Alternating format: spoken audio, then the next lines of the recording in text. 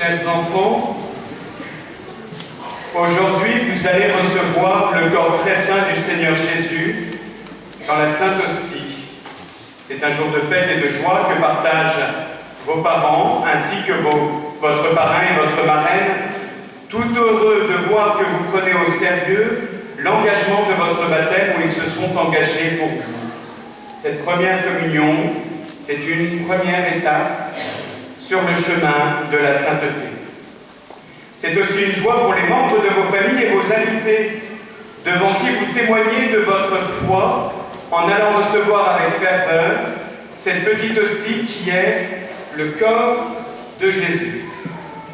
D'ailleurs, le bon repas qui va suivre la célébration de la messe et les cadeaux qui vont vous être offerts, même si, je le rappelle, ce n'est pas là le plus important, sont le signe de cette joie et de ce bonheur. Maintenant, laissez-moi vous dire qu'il y en a un qui est bien plus heureux que vos parents, beaucoup plus réjoui que votre parrain et votre marraine, bien plus enthousiaste que vos invités.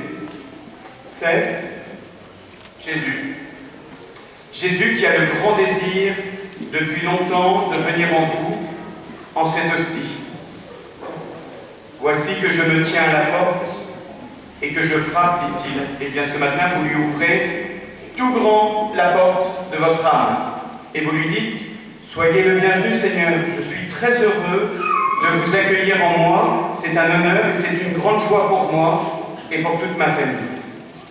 Quand vos parents reçoivent des invités, ils apprêtent une belle nappe, sortent la belle vaisselle, mettent des fleurs dans les vases et préparent de bons petits plats dont l'odeur met l'eau à la bouche. Ça se passe comme ça chez vous? En tout cas, c'était comme ça chez moi. Je pense que c'est la même chose aussi pour vous, pour votre petite maison à vous.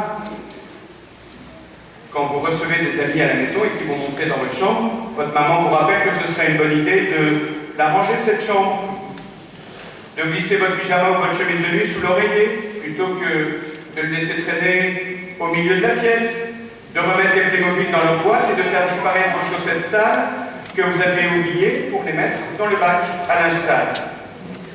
Alors évidemment, quand il s'agit de recevoir Jésus en notre âme, nous mettons les bouchées doubles. Je sais que parmi ces enfants, beaucoup préparent depuis de longs mois cette rencontre avec le Seigneur, avec un vrai sérieux. Je pense à tel enfant qui vient à la messe tous les vendredis soirs et qui la sert de tout son cœur. Ou encore tel autre qui m'a confié, vous savez, l'abbé Gaëtan, à la maison, papa et maman, ils prient pas. Mais moi, tous les soirs, dans mon lit, je fais ma prière et je n'oublie jamais Jésus. Jésus va venir se glisser en vous tout à l'heure. Il en est profondément heureux, car c'est ainsi qu'il peut toucher votre âme. Il peut la tourner davantage vers lui, car il est là le secret de notre vie et de notre bonheur. Nos souvenirs que nous appartenons à Dieu. Elle a raison, cette petite fille qui prie tous les soirs.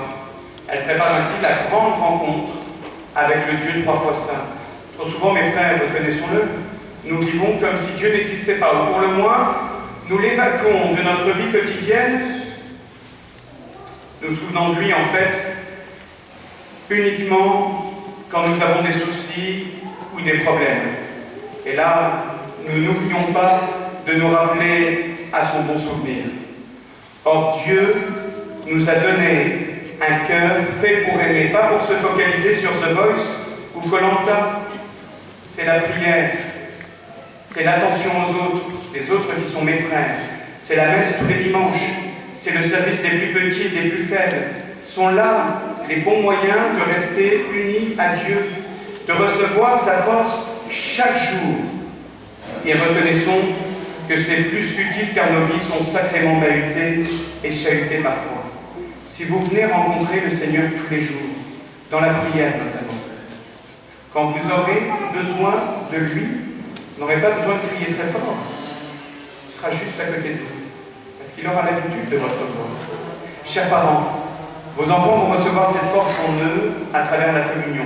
Ils vont recevoir Dieu en eux. Vous vous rendez compte de ce que je viens de dire? Vos enfants vont recevoir Dieu en eux. Cette petite hostie consacrée, c'est Jésus. Cette petite hostie consacrée, c'est Dieu le Père, Dieu le Fils et Dieu le Saint-Esprit. Dieu qui vient se cacher en nous. Dieu qui vient nous fortifier. Dieu qui vient nous soutenir. Dieu qui vient nous aider à faire les bons choix dans notre vie. Dieu présent dans notre vie, infiniment discret et en même temps infiniment efficace si nous lui déroulons le tapis rouge. Venez Seigneur, venez en moi. Je vous ouvre tout grand mon petit cœur. Ça, c'est la prière de vos enfants. Et quelle sera la vôtre ce matin, chers parents? Seigneur, je vous confie mon fils, ma fille. Veillez sur eux. Ou peut-être, j'ai du mal à prier, mon Dieu. Mais quand je vois mon petit garçon si concentré, ma petite fille si attentive, je l'envie et je souhaite avoir la même ferveur. Seigneur, je voudrais retrouver la ferveur de mon enfance. Aidez-moi, Seigneur. Ou encore, Seigneur, vous savez bien que je vous en veux. Et si je suis là aujourd'hui, c'est pour mon fils, ma fille, mon petit-fils, ma petite-fille, mon neveu. Parce qu'aujourd'hui, c'est un jour de fête pour lui, et je voulais être là avec lui. Mon Dieu, puisque je suis revenu dans cette église aujourd'hui, aidez-moi à mieux vous aimer. Aidez-moi à comprendre comment vous fonctionnez dans ma vie. Quelle que soit votre prière, mes frères, qu'elle soit sincère, qu'elle soit vraie, qu'elle soit authentique, et qu'elle vous aide surtout, parce que Dieu vous entend, ça je peux vous le promettre.